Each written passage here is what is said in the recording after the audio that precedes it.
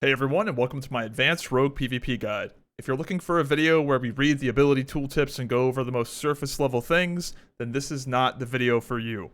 That means I'm going to assume you have a basic understanding of the general concepts and how the abilities work. This guide is going to also assume you are playing with the Ruthless talent. This talent has a very steep learning curve, but in my opinion, it is absolutely worth pursuing if you want to squeeze the most you can out of the class. When it comes to Ruthless, the only advice I really have for you long term is just to practice. And the final assumption is that you are running the expanded toolkit, as in my opinion, that's just the better option for people that are actually PvPing and getting into real, scrappy PvP fights. So let's get into the guide. The first thing we need to cover is advantage. Now, ideally, you're always going to want to have at least one advantage.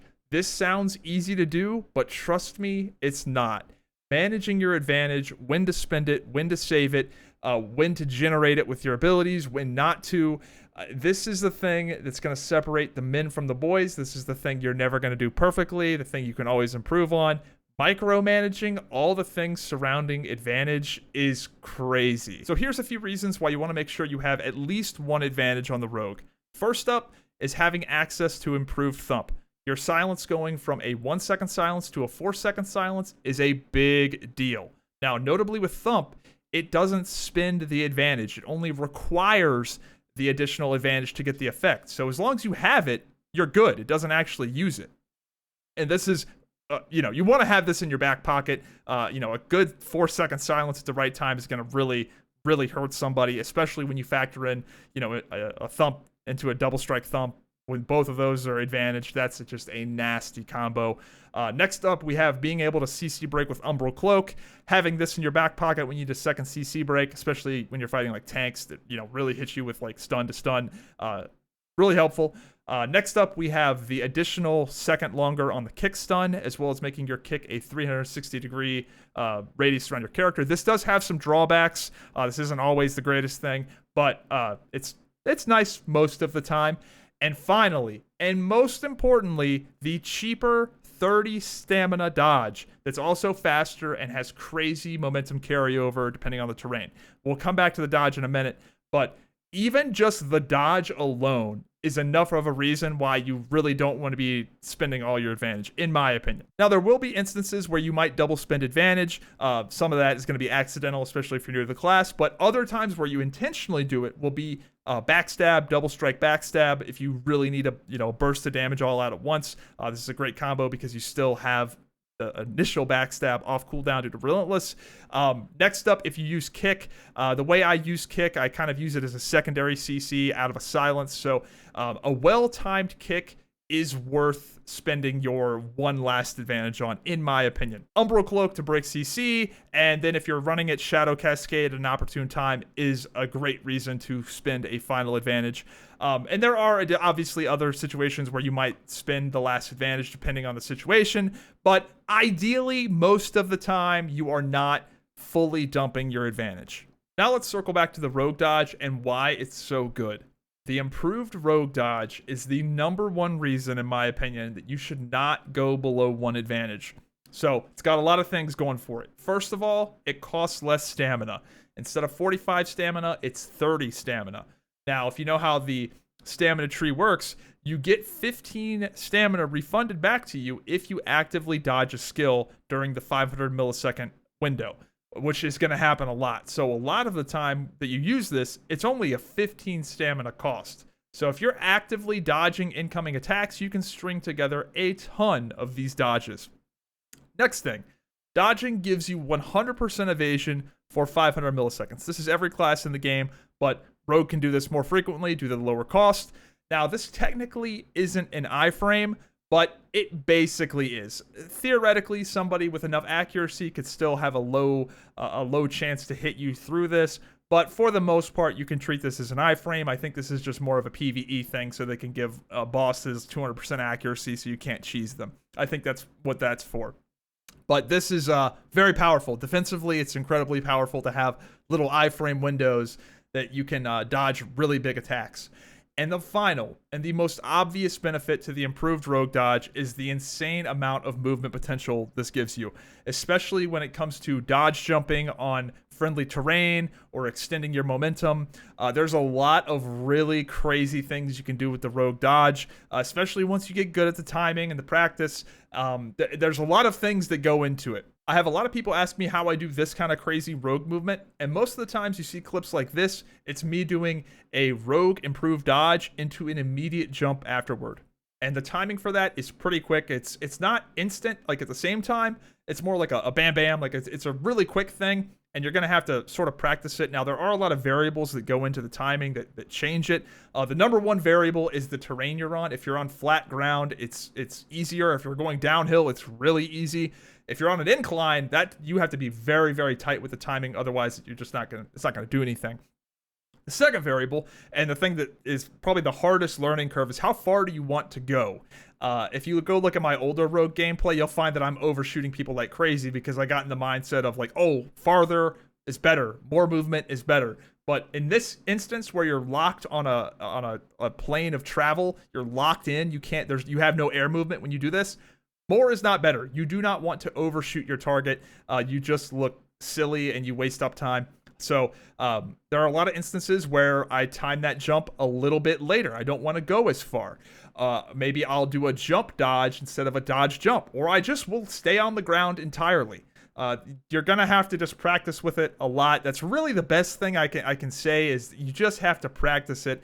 And unfortunately, there is an additional variable, is the server you're on. If you're on the Miraleth Tower of Carfin server, your timings are going to be way different than if you're out in the tropics where it's relatively not laggy. So, yeah, a lot of things to keep in mind, but you're just going to have to practice it.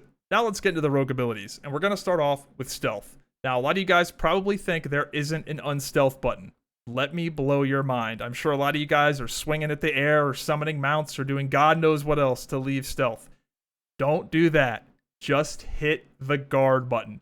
Very quickly tap E, or whatever you bound your guard to leave stealth.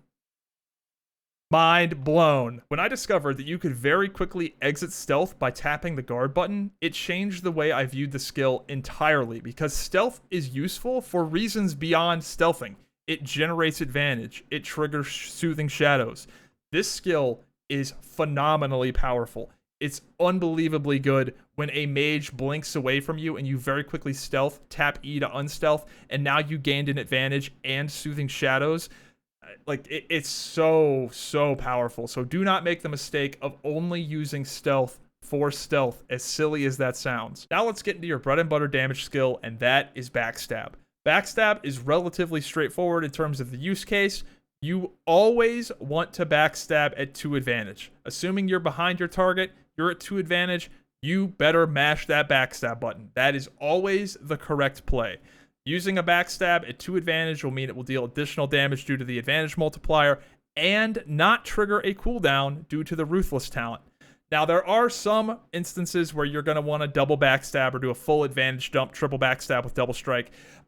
However, in my opinion, this is not really worth doing most of the time. Properly using Ruthless will dramatically increase your backstabs per minute, and not only make you do significantly more damage, it will also make you significantly tankier, because backstab also resets the cooldown of Feint. Feint is a major defensive button for you because it gives you 20% evasion. It puts you behind your target. It's naturally disruptive, and it gets reset due to the Devious talent with backstab. So if you're just dumping a bunch of backstabs into somebody, this is very much a short-term gain for long-term pain. Now, there are instances where you want to do that, but overall, I don't think it's worth it. Next up, we have Feint. Feint is an unbelievably important skill for the rogue. It can help you get positioning for your backstab. It's a naturally disruptive skill as it teleports you behind your target. It can cause their skills to miss or just not fire. In a way, it is a little bit of a micro CC because they have to turn around to attack you.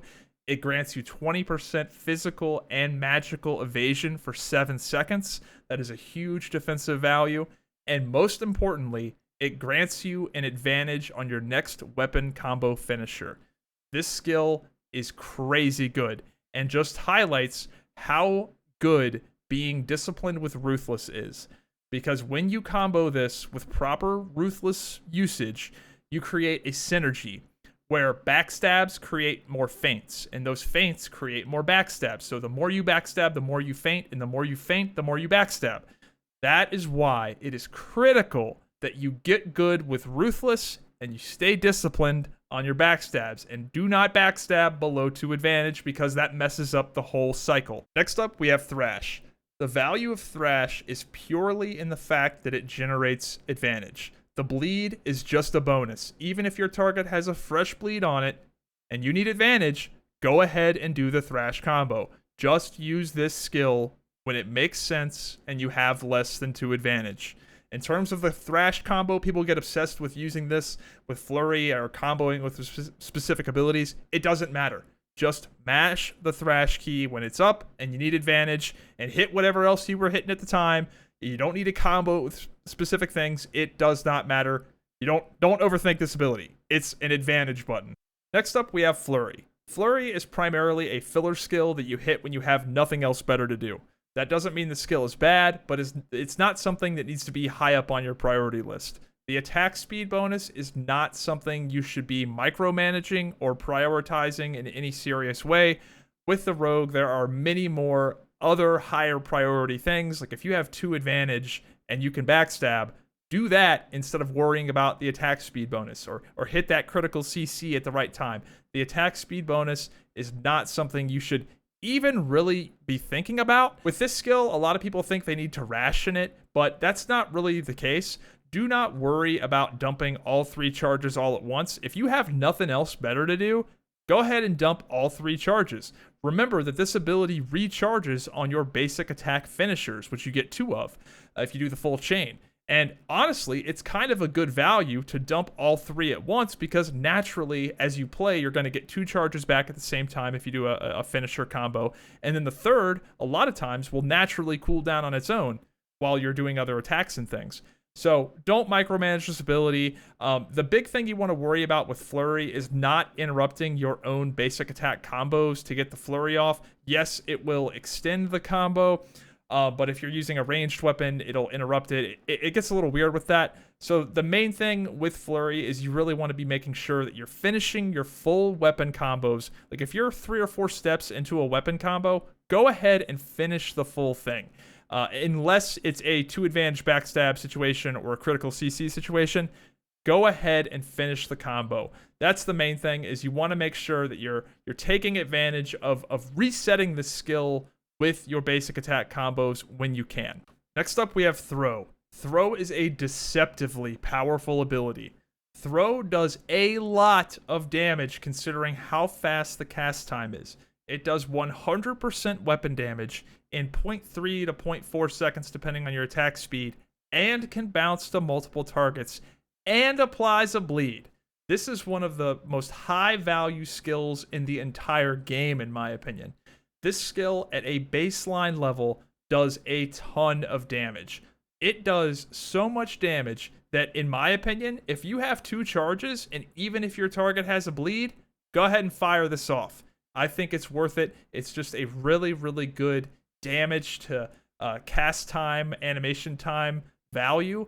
This skill is unbelievably useful. It's fantastic for keeping bleeds up on your target. If you have the expanded tool belt, you're going to have 2 charges of this. And not only that, it also will apply a bleed for longer than the standard duration. It's just like a weird quirk of the ability that it does that. So this skill really is tremendous. It helps so much with your bleed uptime. It's part of the reason I say disregard Thrash's bleed effect, because you just have this skill that is so much more efficient at maintaining that consistent bleed. I can't praise this skill enough. It's obviously insane for the big fights. You know, you hit a throw and it bounces all over the place.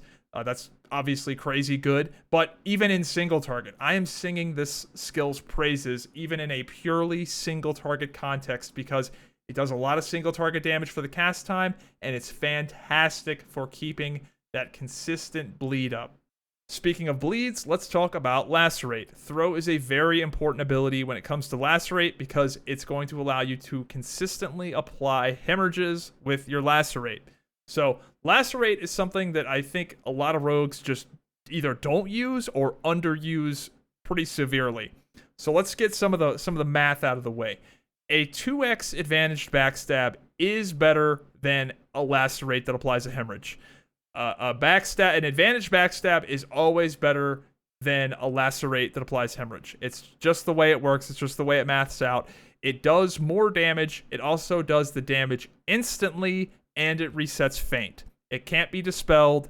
It's better to get that damage out as soon as possible. However, lacerate does not have a positional requirement, and there are going to be a lot of instances in this game where you cannot get behind your target. Guess what? Those pesky players don't always move the way you'd like them to. And a lacerate that applies a hemorrhage is far better than a front stab. When it comes to lacerate, you only want to be using it when you can't get to your targets back and they already have a bleed on them. That is pretty much the only time you should be using it, but that's going to be a lot of the time. There's going to be a lot of the times where that is the case. So you absolutely need to have this ability. Hemorrhage is incredibly powerful, and unlike bleeds, hemorrhage can stack more than once. So you got to keep that in mind. You can get like three or four hemorrhages on somebody, and they can just drop. Like, it does a lot of damage. One weird quirk about Lacerate is that it's actually a very efficient skill at 0 advantage. If your target has a bleed and you have no advantage, a Lacerate is one of the best things you can do, because I don't particularly care if my Lacerate goes on a 10-second cooldown. It's not one of my core damage abilities, and honestly, I don't think anything beats the value. Even if your target doesn't have a bleed and it's a 0 advantage Lacerate, it's not the worst thing in the world. So I am a big fan of the 0 advantage Lacerate. Now let's talk about the poisons. So first thing a lot of people don't know is that Draining Toxin did receive a 50% nerf that was not in any patch notes. So Draining Toxin is nowhere near as powerful as it used to be a few weeks ago. However, with that being said, I think all of the poisons are very good and pretty equivalent in terms of the power level. They're all pretty situational, with the exception of Chilling Poison. Chilling Poison is terrible. Do not use Chilling Poison. With the way snares work in this game, it is almost useless, and in a lot of ways actually a detriment to you. So they're going to have to change the way either snares work or change the mechanic behind that poison. Chilling is terrible. Do not use that. Despite Draining Toxin being nerfed by 50%, I still enjoy using it. I love having a unique win condition that only I bring. I like that if the fight goes for a long time and I take them out to deep water, all of a sudden I have a huge advantage. And in this new time to kill, fights do come down to mana. This isn't phase 2 where everybody's blowing up instantly. In these big group fights where there's multiple healers, a lot of the fights really can come down to mana. And if you have a rogue that's able to have good uptime on a bard or a cleric, you really can run them However, there is a risk and reward to this, because this toxin does nothing for you unless you reach that threshold. Unless it comes down to mana, it's useless. It's not like the other toxins where withering and wound poison are immediately going to be felt. That healing debuff is immediately felt. That attack speed debuff is immediately felt. But draining is not that way. It either doesn't matter or it really matters, and I think that's kind of fun. I think that's a fun win condition, and I think for even small scale PvP, a lot of times with the way you can bounce in and out, you really can have these like 1v1s and 1v2s. You can actually win on mana if you play it smart and you're using like mobs and terrain and all that kind of stuff. You have like a weird win condition that you wouldn't have normally. And in terms of using the toxins, I use them pretty simplistically. Since I'm running the expanded tool belt, I have 2 charges. I pop a poison as soon as I get my like high prio stuff out. I pop a poison, and then when that runs out, I apply another poison, and then I apply another one after that. It's a pretty simplistic use case. As for speccing into multiple different poisons, I'm of the opinion that there's no reason to do that. As of the recording of this video, the poisons share a cooldown, meaning if you use one, it will trigger the cooldown of the other one, and that just makes it not worth it at all, in my opinion. I feel like they should almost just revert that, because I don't know. I don't think it would be that crazy OP if you could spec into 2 poisons and actually utilize them. That doesn't seem like where the power level is, but I don't know. Maybe it would be. Next up, we have Caltrops. I am very much a Caltrops enjoyer, even in small-scale PvP. Now, obviously, this skill can go crazy in large scale, but in small scale, I still think it's worth having and still worth using, because deploying Caltrops is very, very fast. The cast time on this skill is damn near instant. I swear it is faster than even the tooltip says. So what I do a lot of the times is I will just haphazardly throw Caltrops at my own feet. And even if I only get a few ticks of damage, it's such a fast cast time that it will pay for itself.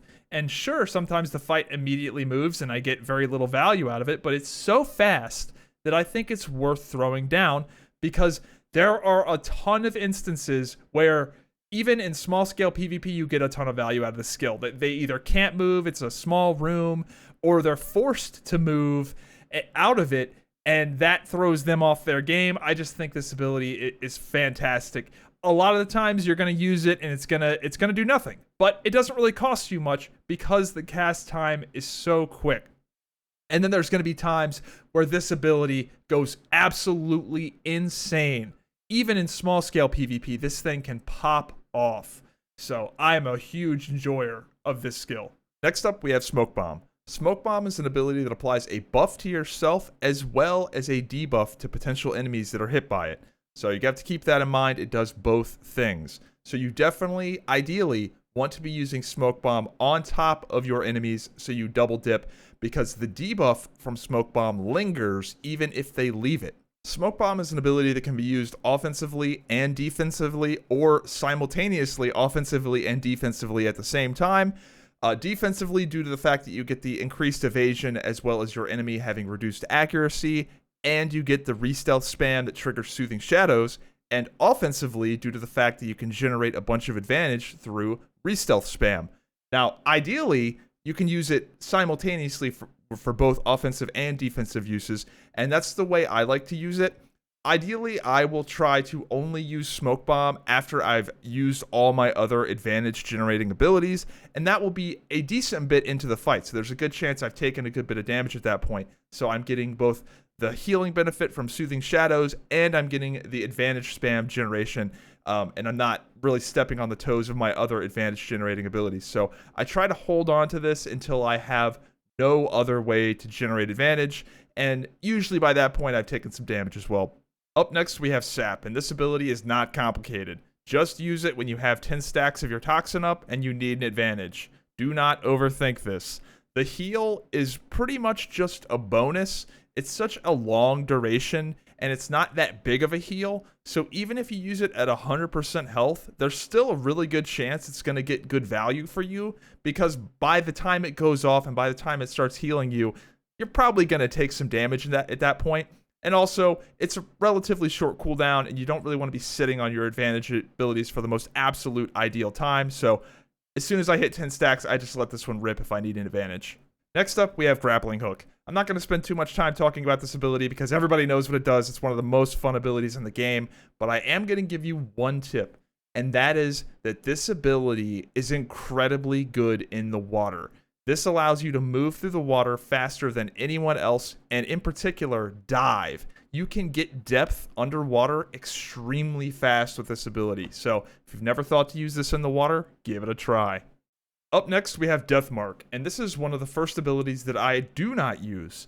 I don't use Deathmark because the ability is very finicky, and it doesn't add consistent, reliable value like a lot of the other talents and abilities do. Deathmark is something that sounds really great on paper at the surface, but it has some serious drawbacks. Some of these drawbacks include the 15-meter minimum range. You have to be at least 15 meters away from your target to use this ability. This makes getting openers incredibly clunky, and when you use this ability and then try to get into melee, it gets a little bit awkward. And what this means in practice is that you lose the element of surprise, which is effectively a small crowd control. When you open up on somebody, I try not to use a crowd control right away because they are effectively CC'd until they react to you. And when you use Deathmark, you are giving away this element of surprise because it has a big obvious animation that has to play before you can attack. So that is something you are actively giving up on, because when they see the Deathmark is coming, they know you're going on them. It's giving up the goose. So you lose that, you lose the element of surprise, you lose the potential guaranteed backstab, which is a big damage loss. which would offset any amount of value you would get from the 10% damage boost for 30 seconds. Because you got to think you're giving up a global cooldown to do Deathmark, and you're giving up the potential guaranteed backstab, and you're potentially getting your opener messed up. Like, I don't think the damage value add even really makes sense.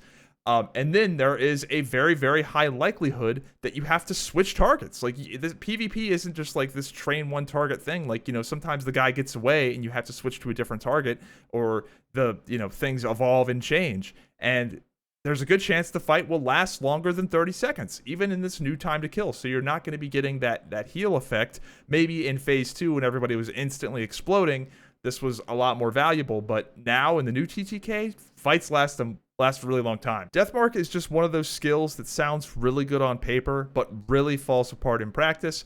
I would maybe consider using this ability if the minimum range wasn't a thing, but even then, I still think it might not be worth it, because you have to remember, the ability has to be worth using as well as being worth a talent point.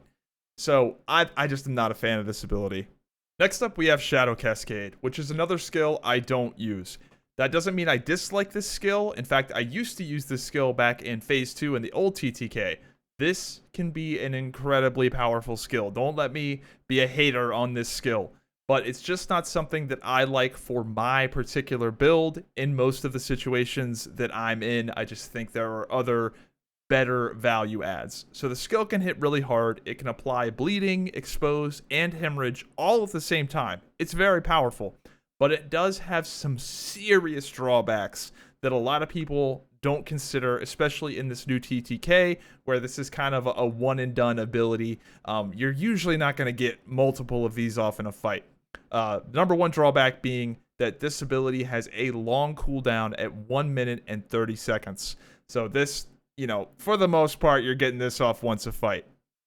Next thing I don't love is that this ability has a very long wind-up. You have to stand still for like 0.8, 0.7 seconds.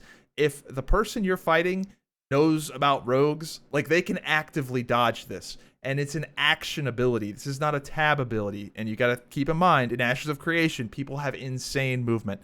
So this is an ability you can very, very easily whiff. And it's a 1 minute and 30 second cooldown that can be actively dodged. Like, they can be like, oh, he's doing Shadow Cascade, let me dodge roll. It's one of the few instances where it's such an obvious telegraph, and it takes just long enough that people can really see it coming. So that's some big drawbacks already. But the biggest drawback is that it takes an advantage to use. This means you have to compare it to your other damage options. Yes, Shadow Cascade does a lot of damage, but how much damage does it do relative to an advantaged backstab? Not much more. Honestly, not much more, and there are a lot of cases where the advantage backstab might actually be better due to consistency, resetting feint. So you have to keep all these little things in mind when you're valuing the ability of the skill. It's a long cooldown, you can whiff it. Like, how good is it to spend a talent point on it? If this ability was free, I would use it. But I think for the way I play, my play style, my stat loadout, it's just not that great for me personally. Up next, we have Umbral Cloak, and this is a crazy defensive cooldown against magic users. Mages and presumably summoners hate that this ability exists. Now, the big thing I want to hammer home with this ability is that people get so wound up by the fact that this can break CC that they don't actually use it for all the opportune times to avoid taking magic damage. And the way I like to use this ability against someone like a mage, for example, is I like to go through all of my other crowd control and ways to slow people down and then use it. So I'll fight a mage, I'll do a thump into a Doublestrike thump, into a kick, into an Acrobatic Strike, and then right as they're finally getting out of all that stuff, and I see them casting a spell on me, I'll Umbral Cloak it, and it's like, it's tough. It's tough out there when you do that to a mage. So that's kind of the way I like to use it. Don't be like a Skyrim guy where you have 10,000 potions and you never used one of them. Like, you got to use the ability to get value out of it. Next up, we have Shadow Step, and this is another ability people are very afraid to use. Now, I also primarily use Shadow Step as a way to break out of crowd control. That is the best use for it most of the time. However, there are a lot of instances where it is absolutely worth going aggressive with this ability and using it as a movement gap closer to get that movement as well as gain advantage. If you've got somebody on the back foot and they're running for their life, absolutely shadow step to them aggressively, because with the way this game plays, a lot of the times when people are running like that, they just don't have the time or ability to hit you with that crowd control, especially things like mages and rangers, where they have a little bit of a wind up, or that crowd control is dodgeable and you can sort of see it coming. If you've got somebody on the back foot, do not be afraid to go a little aggro with this ability. And you got to remember, guys, this is a 20-second cooldown. This is a pretty short cooldown, so you don't just want to be cherishing it like you're never going to get another one. You know, you're going to get these pretty frequently, so just don't be afraid to use it. You don't want to hang on to this for the absolute most opportune moment forever, and then you could have done like 2 or 3 shadow steps in that time. So the big thing I want to hammer home here, guys, is that crowd control in Ashes of Creation is impactful. But this is not World of Warcraft. The crowd control in this game is not as powerful as it is in WoW, where it's like you get hit with a kidney shot, then into the next thing, into the next thing, into the next thing. And stuns and CCs in this game aren't really kill windows in the same way that they are in other MMOs. It's just not the same, so just don't be afraid to actually use this ability. Next up, we've got Thump, and we talked about this ability previously, but Thump is one of the most powerful abilities you have on the rogue. Advantaged Thump is the primary reason you do not want to go below 1 advantage. If you have advantage, it does not consume it when you cast Thump, it just requires it. So a fun little quirk there, and you can't talk about Thump without Doublestrike Thump. Doing back-to-back thumps, a lot of people assume that if you do an advantage thump into a double strike advantage thump, it is an 8-second silence. That is not true. It is only a 6-second silence. The first thump will be 4 seconds. The second thump will apply a 4-second debuff that will then expire after 2 seconds. That's how the diminishing returns work in this game. So that means thump into double strike thump is a 6-second silence. It's still very good. It's still worth doing if you can, but it's not 8 seconds. But overall, thump is an incredible ability. This ability really is so powerful. Like, you gotta get this ability on the rogue. Speaking of double strike, let's talk about it. The big thing you want to avoid with double strike is doing double strike lacerates. This is by far the weakest ability to do on double strike. Double Strike's most obvious use is to do back-to-back thumps. However, doing back-to-back thumps isn't always the correct thing to do, because you have to keep in mind you are weighing a 2-second silence against doing a guilt-free backstab. And also, if you're going for a back-to-back thump, you are self-penalizing your own DPS, because in that waiting period, you cannot use a backstab or a lacerate, or else it will change your double strike's functionality. This is a really, really big sacrifice. Double strike thump is not nearly as powerful as it may seem, because you are nerfing your own damage to pull that off. I'm of the opinion that if I've got somebody's back, I will forgo the 2-second silence and just start backstabbing, assuming I have 2 advantage. I don't think the 2-second silence in combination with the self-nerf to my own damage is worth it. I think there's some value in having a guilt-free double strike backstab. And the thing with a double strike backstab is that you can backstab at 2 advantage and then double strike backstab at 1 advantage, and your previous backstab is still not on cooldown because of Ruthless. So there's some value to this. And one advanced, super try-hard, sweaty tip I have with double strike is that you can pre-charge double strike. So what you can do is you can go thump an NPC, just go thump a mob and set your double strike to thump. And then you can open up with a double strike thump, then just go about doing backstab in your normal DPS rotation. And then the second that silence is over, hit them with the normal thump.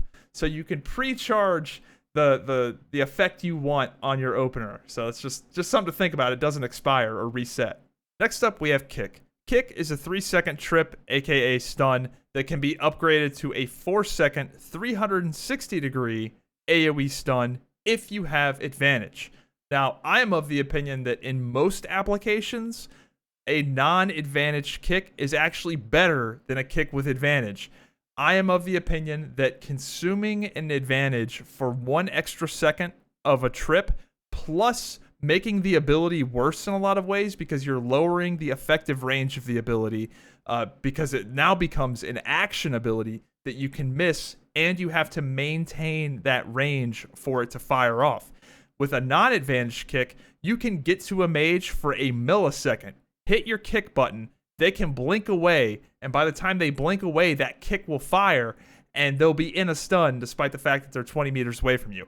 That is not possible when the ability is converted to an action ability. So in a lot of ways, an advantaged kick is actually worse. It's less consistent than one without advantage, which is just kind of a crazy little quirk. But the way that I primarily use kick, I use it as a CC extension or a reaction to somebody CC breaking. I, ideally like to thump into a double strike thump into a kick. But if somebody, uses a CC break, I will absolutely put them into a hard CC, which is kick. So that's the way I like to use it. I very, very rarely lead off with kick. I see a lot of rogues, in my opinion, make a mistake by opening from stealth with kick. I think that's absolutely the wrong move because, first of all, you're opening from stealth. They're already going to be in a little bit of a micro CC having to react to you. But also, you might as well put them through your silences and see if they CC break your silences, and then they are stuck in a hard CC. So I always like to use kick as a way of a follow-up CC if I can, but if you have nothing else to use, go ahead and let her rip. Up next, we have Acrobatic Strike. This is a really, really cool skill, and it's one of the best skills in the game if you are using it properly, but that is easier said than done. Acrobatic Strike is a crowd control ability, in my opinion. This is going to root your target in place to where they cannot rotate their character. However, this is also an advantage generating ability, assuming you do it when you are in front of your target. So it's kind of weird, but you need to be using this ability as fast as you can, but you better make sure you need the advantage and you're in front of your target, and your target is also not in crowd control. So it's one of those things where you're just going to have to practice with it, and there's going to be a lot of instances where you use this where you're like, oh, I shouldn't have used that. He was still in a silence, or, oh, I shouldn't have used that. I wasn't in front of him. It's a tough ability to use optimally, but it's good. Just got to get good with it. And finally, we have Sleep Dart. Sleep Dart is a fantastic CC to start fights with, especially if you're outnumbered. It's really good in large fights if you can start a fight off by just sleep darting two random backline players that you think aren't going to get hit with some random AoE, like the people that are really in the back. Just go ahead and take them out of the fight or make them use a CC break. This ability is fantastic to use defensively if you have to go run away from somebody, hit them with a sleep dart. It's very useful for interrupting, especially in PvE. A lot of the times in PvE, you're using your crowd control just more like rotationally, and if that Grim Reaper mob starts casting that instant kill skill, you can just zip away, sleep dart him, use it as an interrupt. You can also use it as an interrupt in PvP for some of the cleric longer cast time skills, or like Mage Slumber, things like that. That's part of the reason that I actually don't use the anemia skill. I am not a fan of the anemia skill for many reasons. But the first reason is a lot of the times I'll use Sleep Dart as an interrupt, and I don't necessarily want to clear the bleed. But also, anemia only clears the bleed, not any of your other debuffs that can also break it. Meaning that if you have a hemorrhage on your target, or your target has a sap debuff on them, that will break your Sleep Dart, which is basically all the time. So if you're sleep darting somebody, there's a good chance it's going to break anyway, unless you are making a concerted effort to not have any debuffs on them, just because the amount of times you're going to have a hemorrhage or sap up on somebody that you're actively fighting is pretty big. So it's not that useful of a talent, in my opinion. And that doesn't even factor in that literally every other dot type will break this as well. This isn't like a World of Warcraft polymorph where it clears all debuffs. No, it only clears specifically bleeds. If they're burning, if they have any other bar debuff on them, that will break it. So I am of the opinion anemia is just not very good. And another pro tip is to use Sleep Dart on mounts. If you are running somebody down, hit their mount with a Sleep Dart, and it will break their brain. There are a lot of people that their brains entirely break the second they can't move on their mount. They just get stun locked in real life. Now, they can get off their mount and fight you, but a lot of times they just don't think to, or they don't want to, and it just freaks them out. Trust me. Now we're going to very briefly talk about the talent tree. I'm not going to talk about the talents I got because those are pretty self-explanatory, but I am going to talk about the talents I didn't get and why I didn't get them. First thing I didn't get was Trounce. This talent is terrible. It actively makes your character worse in PvP. It's actually insane how bad this talent is. Turning your Flurry and Thrash into action abilities means that they can be outranged. You can whiff them. It effectively lowers the range of these abilities. You do not want this. With the way tab target functions, it's superior for PvP, especially with the movement in this game. Turning these into action abilities is kind of crazy. I hope they rework this or change or change Flurry and Thrash to have it function more similarly to Throw, where it hits your primary target, then bounces based off of proximity. I think that would be so much better. But for now, it's pretty terrible. Next thing I didn't get was Agile. This, I would like to see somebody using this in a way that's not like a total joke. If somebody actually has a real use for this, let me know, because I don't know why you'd ever use this talent. Next thing I didn't pick up were the improved throw talents. These are good. It's just they're very situational. Throw already bounces a bunch of times. It bouncing an additional 3 times, it's kind of crazy. That's very niche, very specific. It having 25% increased damage is obviously good, but you only have so many talent points. Same thing with Unstable Compound. Didn't pick this up. Again, another very situational talent. There is a bug with it, but I'm not even sure that bug is worth abusing because you kind of want to stagger out those throws for that consistent bleed. So I don't know.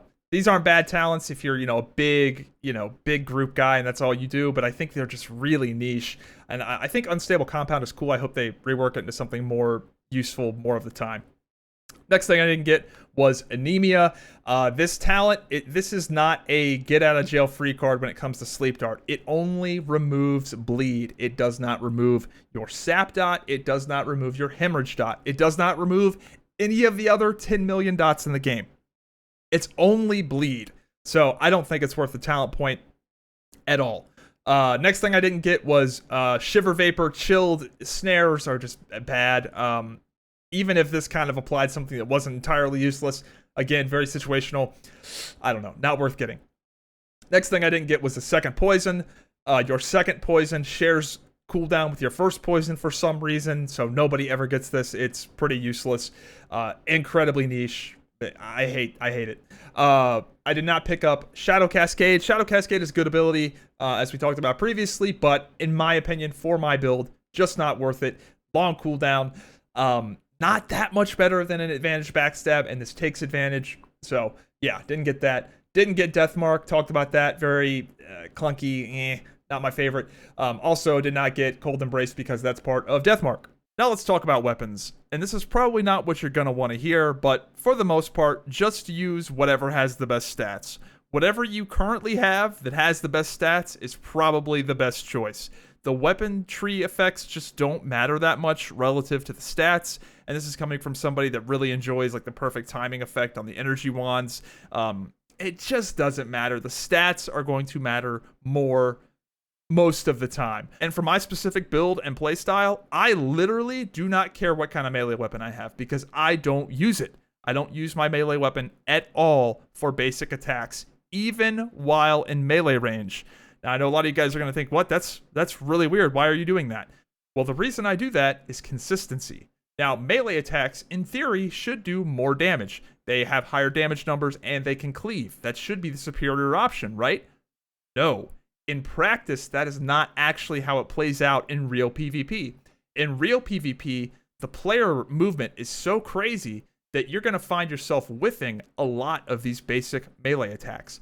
And the consistency of always being able to hit dramatically outweighs the slight damage increase you get when your melee attacks actually hit. And this is even further compounded by the fact that a lot of classes have class mechanics that rely on basic attack finishers. And if somebody outranges you right as you're getting ready to do a finisher, that is a huge penalty on a melee weapon. Whereas on a ranged weapon, you're able to more consistently hit those finishers. I think there's a big argument to be made that the consistency of hitting those basic attack finishers on ranged weapons vastly outweighs the slight damage increase and cleave you get from using melee weapons, especially on certain classes like fighters and rogues. So we've established that I do not care at all about the melee weapon I use. My melee weapon is a stat stick. However, my ranged weapon, the effects matter a little bit more. So let's very briefly talk about the different types of ranged weapons. Now, just like the melee weapon and just like all of the weapons, use whatever has the best stats. If you get a heroic energy book that has insane stats on it, guess what? You're using that. That is the best choice because these effects don't matter that much. But let's just assume you have equivalent items for all of these.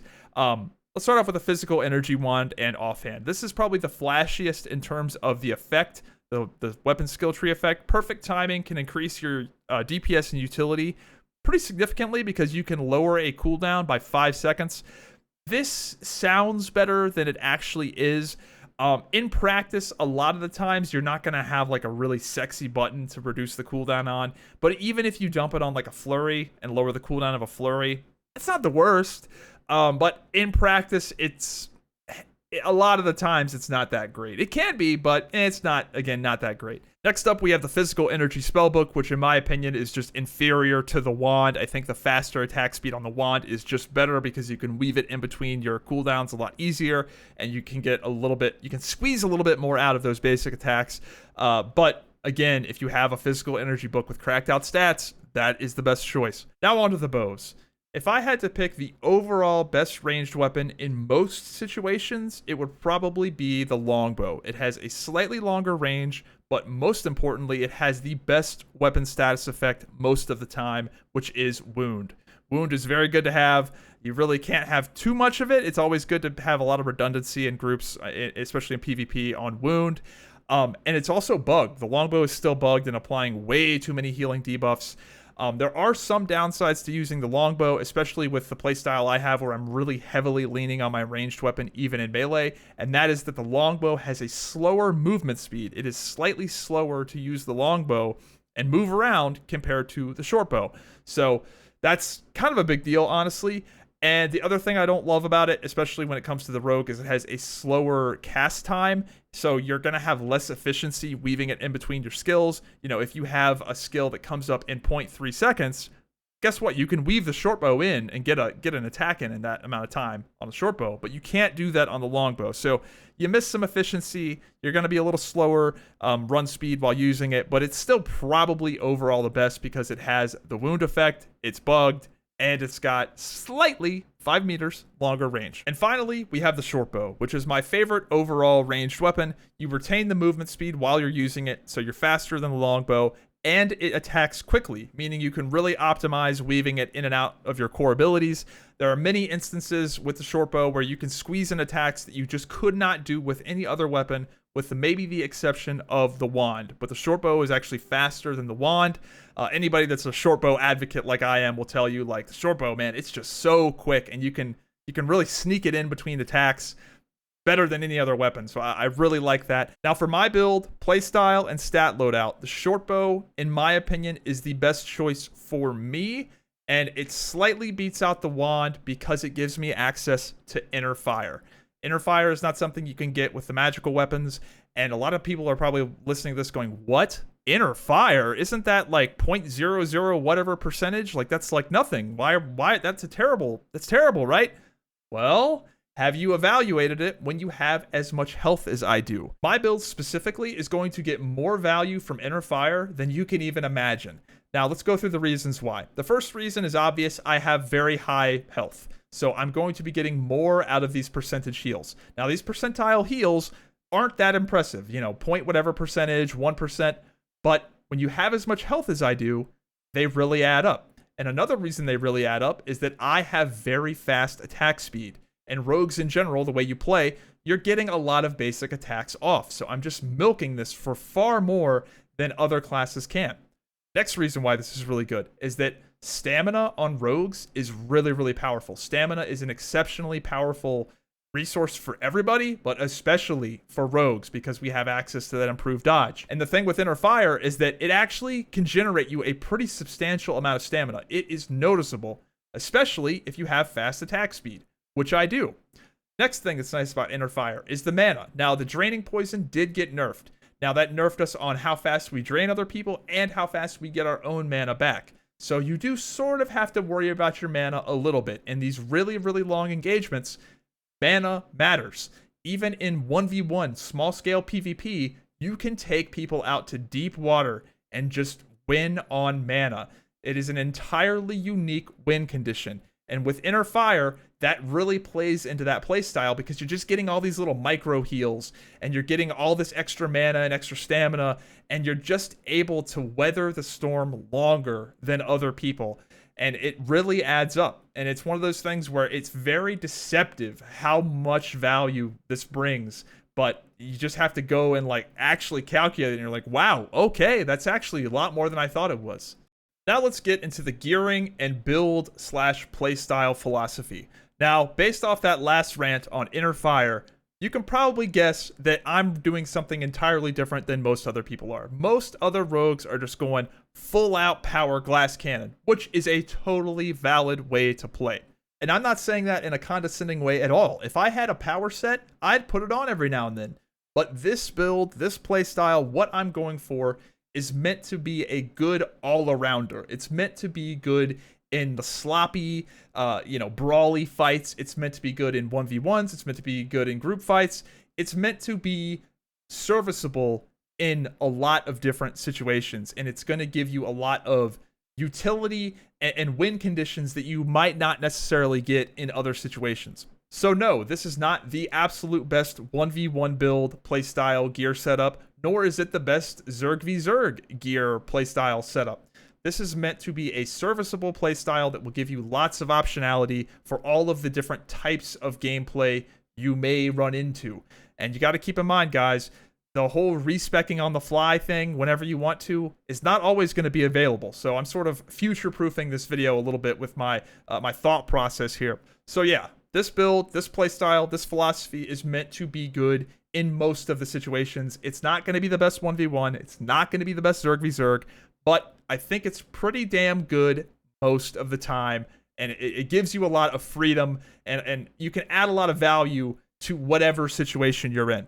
And I think that versatility, particularly on the rogue class, because the rogue class is naturally going to be one that, you might be out there in the boonies by yourself and you might be running to go reinforce somebody, or you might be scouting. The rogue is going to get in the most different, varied situations of probably any other class. Like, if you've got a cleric that you only bring out for group v group, sure, but the way rogues play and what rogues just naturally do in the game, I feel like they're just going to be getting into lots of different situations. So that's another reason. So my general philosophy on this particular rogue build has been all about consistency and sustainability. I want to have just consistent damage, consistent survivability, getting the most I can out of everything to where I just win through attrition. I'm all about getting that ruthless, milking ruthless for all it's worth, getting the most backstabs per minute, the most feints per minute, taking advantage of all my evasion, all the advantage I can, getting the most I can out of the warding, shielding, the inner fire healing, just really taking advantage of all that stuff. And combined with all of that, I'm heavily focusing on crowd control. This playstyle is all about locking people down, slowing them down, making their life hell, because I still get maximum value from my crowd control, despite the fact that this rogue build doesn't do nearly as much damage as the high power YOLO playstyles do, where you just, triple backstab or whatever they're doing.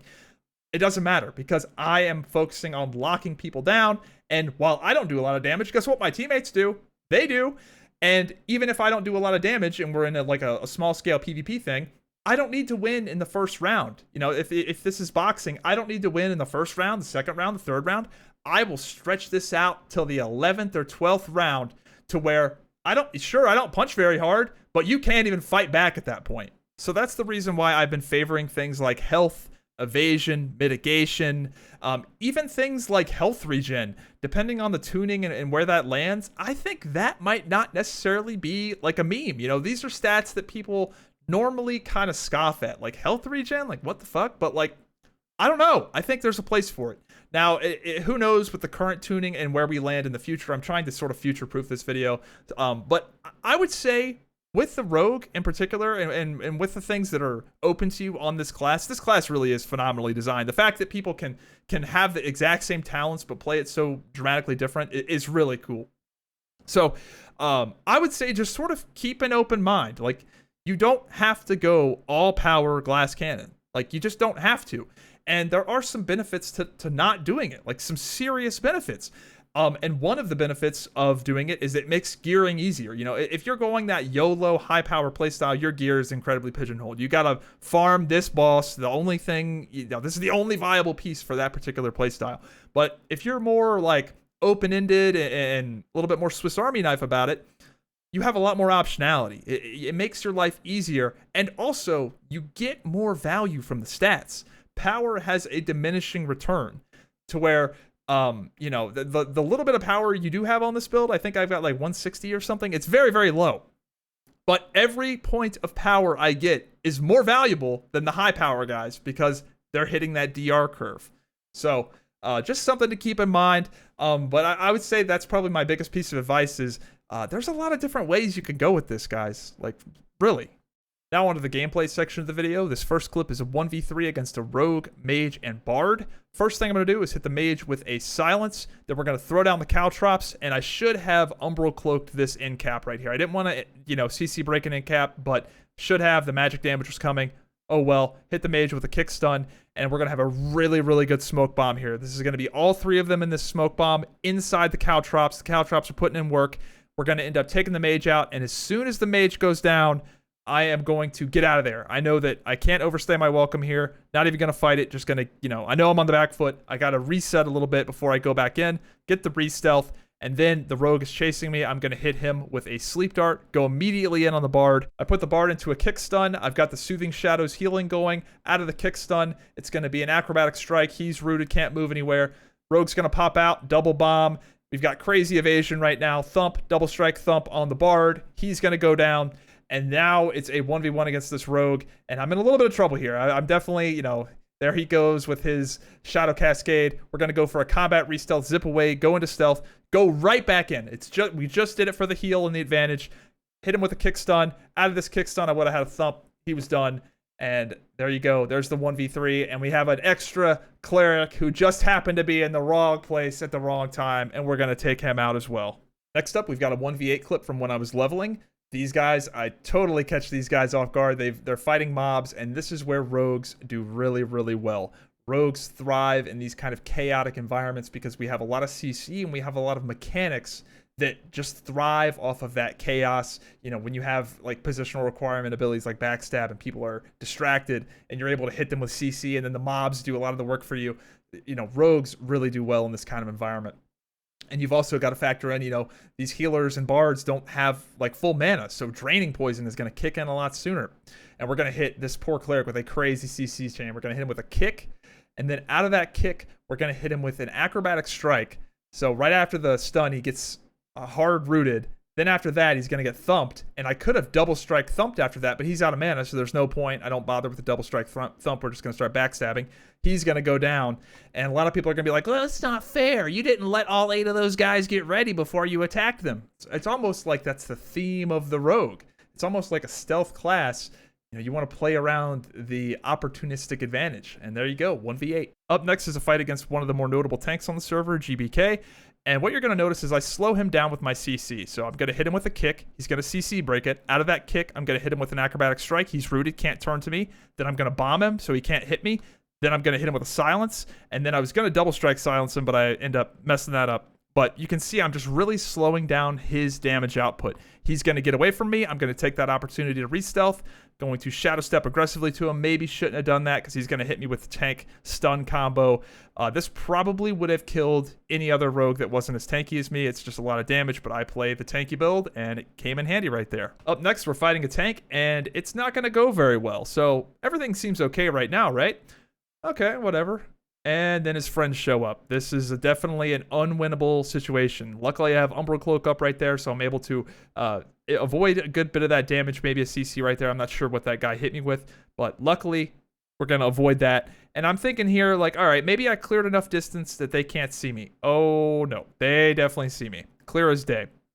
So thank God I had the presence of mind here to not spend all of my stamina. So you're going to notice I'm going to get really close to this river and get to about 40 stamina because I'm holding off. I need to save my stamina to hit this dodge jump because dodge jumping downhill is really good. And look at that dodge jump. Out of that, I'm going to hit a grapple in the water, and they can't move like that, especially not when it comes to grappling out of the water like that. That's where Grappling Hook is incredible. Next up, we have a rogue who gets the jump on me, and I just slow this guy down. Hit him with a silence. Out of the silence, we're going to hit him with an Acrobatic Strike. Out of that Acrobatic Strike, he's going to smoke bomb, so I'm going to bomb on top of his bomb. I'm just shutting him down. Out of that, I'm going to hit him with a stun. He ends up CC breaking that, and this is a great scenario for me because I have my Caltrops down, and I'm in a bomb, and I have higher health than he does, almost certainly. I'm way tankier. When it gets scrappy like this is where I thrive, and he ends up having to run off and ends up getting taken out with some short bow action. Up next is one of the most insane clips I've ever pulled off in this game. I am stuck in a rock, and 2 rogues try and kill me, and I kill both of them. And what you're going to notice from this clip is the amount of backstabs, lacerates, and re-stealths I get. That's what you need to pay attention to. Me utilizing Ruthless efficiently is what kept me alive here because I was getting those Feint resets. I was getting the damage out. My Caltrops did pop off here, which definitely helped. And my high base health meant that I was getting more value from my re-stealth healing. But I'm able to power through and do enough damage to kill both of these rogues despite the fact that they're catching bard heals, and I can't move. I'm stuck in a damn rock. Now, I do die, but I take both of the rogues with me, which is crazy. Up next is one of the meanest things I've done in this game. Notice that I have my Doublestrike pre-charged to Thump. So this was a little bit premeditated. So what we're going to do is open up with the pre-charged Doublestrike Thump. He is going to immediately CC break it. I immediately hit him with the normal Thump. Now he is stuck in the silence. Out of the silence, I'm going to hit him with Kick. And then the Tide Warden is going to smash him, which is honestly the meanest thing I've ever done in this game. Up next, we have a 1v2 against a Mage and a Cleric. And I'm actually going to sit on the Mage the entire time because I can just wear him down, run him and just limit the amount of damage he can do. Hit him with a silence into a Doublestrike silence. Out of that silence, hit him with a Kick. And now we just start loading him up with hemorrhages and backstab damage. Just really wearing this guy down. He's already down 1/4 mana. There he just is down to half. And he's not really doing anything to me. I still have Umbral Cloak. There's a smoke bomb. Gonna get some re-stealths off that. Passively healing. I probably could have maybe Umbral Cloaked a little earlier to avoid some of that beam damage right there, but it didn't really matter. I end up popping it right there, and I end up cloaking some of that Cleric's damage. But that guy's I totally wear him down. Like, I just totally wear him down through attrition and the fact that I am able to self-heal myself while limiting his damage enough to where just wear him out and end up taking out the Cleric as well. Up next, we have a 1v2 against a tank and a Cleric. And these guys are on the ball. These are clearly PvPers. We're in the lawless zone. I open up on the Cleric. The tank immediately starts peeling. Stuns, grips. Like, these guys play the game. Like, they know what they're doing. And this tank is actually doing a really good job peeling for his Cleric. But I think I catch these guys off guard by the fact that this build just lingers, man. I just am able to exist and just be annoying. Like, I'm essentially tickling these guys to death, and they're playing this well. The tank is guarding and intervening, doing everything he can to slow me down. The Cleric's doing a good job running around kiting, making sure he's just annoying as hell to hit. But this build, there's the CC, there's the bomb, catching heals off that, and I'm able to just exist and just be annoying. Like, I'm honestly just annoying these guys, and I think that I catch them off guard because they could have just run out. They could have run out a lot sooner, and maybe they would have lived. But I just don't think they were expecting me to be able to just take it all. Like, I just am able to tank all that damage, and I end up running both of them and wearing them both out purely through attrition, sustainability, survivability, and I end up getting a nice little payday off these guys. Quite a bit of stolen glints. So I hope this video was able to shine light on the way that I'm approaching the rogue in a little bit of a different manner, more defensively oriented, more CC focused, more focused on providing utility through the other tools the kit has rather than just crazy damage. I know that's really flashy. It makes for a better 1v1 build most of the time. And I know there's probably better Zerg v Zerg fight, builds and playstyles, but I think that this way of approaching the class is pretty good most of the time. It might not be the best in whatever, hyper-specific niche you're in, but I think it's just a good all-arounder.